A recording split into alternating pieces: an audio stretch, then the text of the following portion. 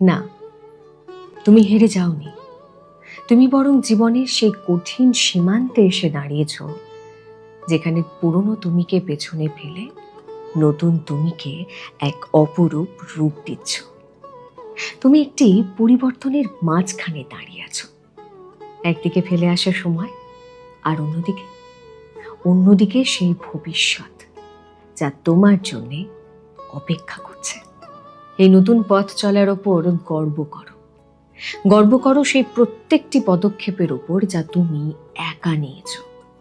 গর্ব করো সেই প্রত্যেকটি পরিবর্তনের ওপর যা হতে কেউ দেখেনি, কিন্তু যা ভেতর থেকে তোমাকে শক্ত করে গড়ে তুলেছে।